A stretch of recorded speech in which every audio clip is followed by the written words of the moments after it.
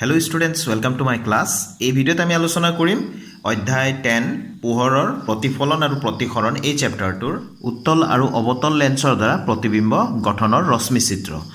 Page number 178ত চাবা তোমালোকৰ কিতাপত দিয়া আছে এখন তালিকা 10.4 ইয়াতে দিয়া আছে উত্তল লেন্সৰ বাবে যে লক্ষ্যবস্তুৰ ভিন ভিন অৱস্থানৰ বাবে উত্তল লেন্স এখনে গঠন কৰা প্ৰতিবিম্বৰ প্ৰকৃতি অৱস্থান আৰু আপেক্ষিক আকাৰ কেনেকুৱা হ'ব এই তালিকাখনত আছে। এই ধৰণে ষ্টুডেন্টস 179 পেজত অবতল লেন্সৰ কাৰণেও দিয়া আছে সো এটো সো ষ্টুডেন্টস এটো আহিছে আগতে পৰীক্ষাত উত্তল লেন্স এখনে গঠন কৰা প্ৰতিবিম্বৰ ৰশ্মি চিত্ৰ আকা যেতিয়া লক্ষ্যবস্তু টুৱাইস f1 ত অৰ্থাৎ ভাঁজ কেন্দ্ৰত ৰখা হয়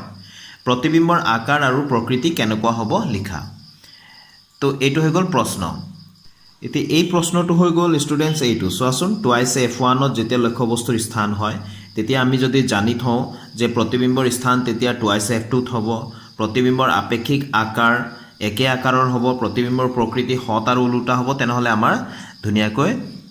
সুবিধা হ'ব যদি আমাৰ এই কনসেপ্টটো থাকে। ঠিক আছে, তো মই এই প্ৰশ্নৰ কাৰণে উত্তৰটো কৰি দেখুৱাম। তো ষ্টুডেন্টস প্ৰথমতে মই স্কেল আৰু কম্পাছৰ সহায়ত ৰশ্মি চিত্ৰ আঁকিবলৈ হলে লেন্স এখন কেনেকৈ আমি ধুনিয়াকৈ আঁকি লম হেতু মই দেখুৱাম। ঠিক আছে,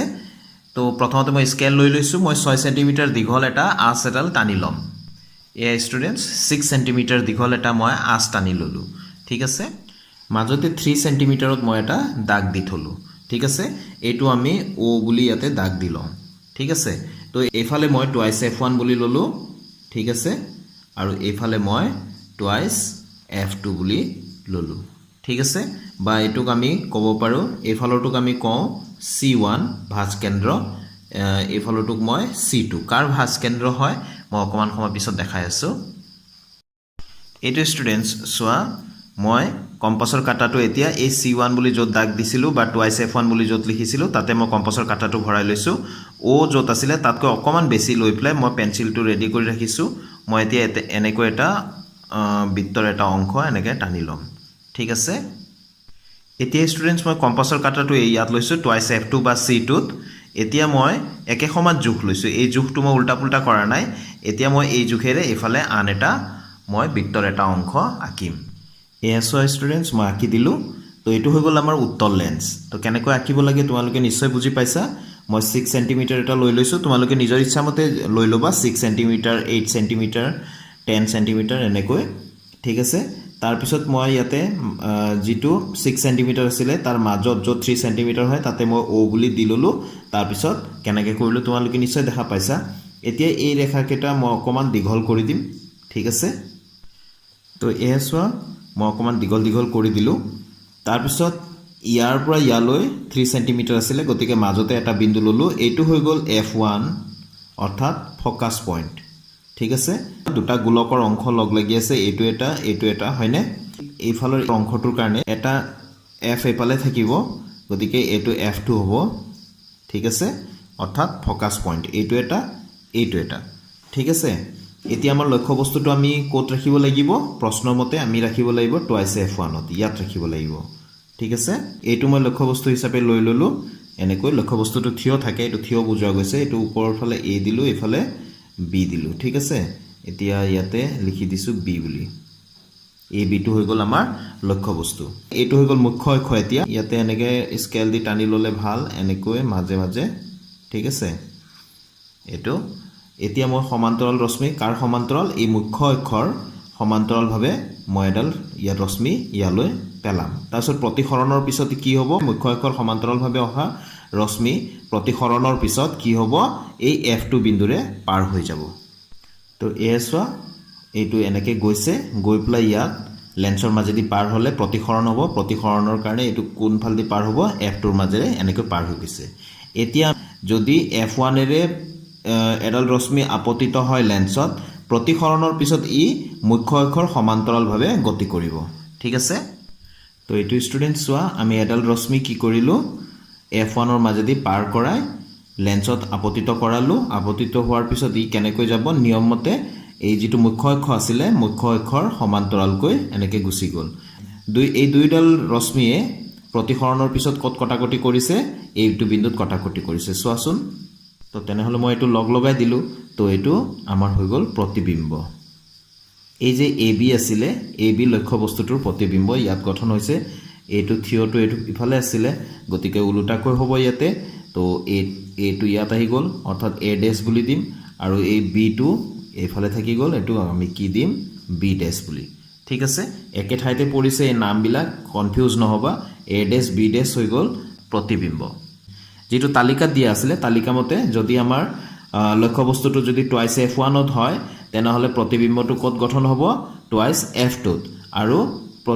লক্ষ্যবস্তুটো যিমান ডাঙৰ আছিলে প্ৰতিবিম্বটো হিমান ডাঙৰ আৰু উলুটা হ'ব হয়নে গতিকে উলুটাকৈ গঠন হৈছে তো স্টুডেন্টস এইখিনি লৈ চাবা এতিয়া লক্ষ্যবস্তুটোৰ দূৰত্ব ইয়াত আছিলে গতিকে অকমান ডট ডট কৰি মই বুজাই দিব বিচাৰিছো এইখিনি এইটো হৈ গ'ল লক্ষ্যবস্তুৰ দূৰত্ব যাক আমি ইউৰে বুজাও আৰু প্ৰতিবিম্ব যেটো আছিলে প্ৰতিবিম্বৰ দূৰত্বটো এইফালে আছিলে হয়নে এইখিনি তো এইখিনিৰ পৰা এইখিনি লৈ এটো ভি ৰে বুজোৱা যাব প্ৰতিবিম্বৰ দূৰত্বটো তো স্টুডেন্টস আমি হেকত লিখি দিম এতেকে দেখা গ'ল যে লক্ষ্যবস্তুটো যদি উত্তল লেন্সৰ সন্মুখত টুৱাইস f1 ত ৰখা হয় তেন্তে প্ৰতিবিম্বটো টুৱাইস f2 ত গঠন হয় ঠিক আছে তো প্ৰতিবিম্বৰ আকাৰ কেনেকুৱা হৈছে লক্ষ্যবস্তুটোৰ সমান আকাৰৰ হয় প্ৰতিবিম্বৰ প্ৰকৃতিৰ বিষয় লিখি দিম আমি কেনেকুৱা হত আৰু উলুটা হ'ব ঠিক আছে তো এইখিনি কথা যদি আমি ধুনিয়াকৈ এনেকৈ লিখি দিও তেনেহলে আমি সম্পূৰ্ণ নম্বৰ পাবলৈ সক্ষম হ'ম ঠিক আছে তো স্টুডেন্টস এই ধৰণে বাকি কেটা তোমালোকে প্ৰশ্ন নিজে নিজে খাজি লবা তো আমি এটা কৰিলো বাকি থাকিলে এটা দুটা তিনিটা চাৰিটা পাঁচটা থাকিলে একেটা কেছ আমি কৰো আহা তাৰ পিছত আমি অবতল লেন্সৰো কৰিম এতিয়া স্টুডেন্টস প্ৰথম কেছটো চাও লক্ষ্যবস্তুৰ স্থান যদি অসীমত হয় তেনেহলে উত্তল লেন্সে প্ৰতিবিম্ব কোড গঠন কৰিব আৰু প্ৰতিবিম্বৰ আপেক্ষিক আকাৰ কেনেকুৱা হ'ব প্ৰকৃতি কেনেকুৱা হ'ব সেইবিলাক দেখুৱাই আমি ৰশ্মি চিত্ৰ আঁকিম গোটেইখিনি কথা ইয়াত লিখাই আছে আমাৰ এইখিনি কথা কিন্তু আমাৰ মনত থাকিব লাগিব ঠিক আছে এতিয়া আমাৰ লক্ষ্যবস্তুটো কোড আছে বুলি কৈছে অসীমত যদি আছে ধৰি লৈছো আমাৰ চন্দ্ৰ সূৰ্য এইবিলাকৰ প্ৰতিবিম্ব আমি কেনেকৈ আমি লব পাৰো তো অসীমৰ পৰা যিবিলাক ৰশ্মি আহিব লক্ষ্যবস্তুটোৰ পৰা তে সেইবিলাক সদায় সমান্তৰাল বুলি আমি ধৰিম গতিকে সমান্তৰাল ৰেখাবিলাক আমি এনেকৈ কৈ সমান্তৰাল কাৰ সমান্তৰাল এই যে মুখ্য অক্ষ আছে ইয়াৰ সমান্তৰাল এনেকৈ কৈ ইয়াতে আপতিত হৈছে তো সমান্তৰালভাৱে অহা ৰশ্মি কেনেকৈ কৈ যাব f2 ৰ মাজেৰে যায় ঠিক আছে সেই ধৰণে এফাল দিও আহিব অসংখ্য আহিব তাৰে দুটা মান আমি লম তো এটো কোড যাব এই f2 ৰ মাজেৰে ইয়াৰ এফাল দি গতিকে ইয়াতে কটাকটি কৰিছে হয়নে তো লক্ষ্যবস্তু যদি অসীমত থাকে তেনেহলে প্ৰতিবিম্বটো কোড গঠন হ'ব f2 ত গঠন হ'ব আৰু কেনেকুৱা হ'ব অতিশয় সংকুচিত বিন্দু আকাৰৰ হত আৰু উলুটা হ'ব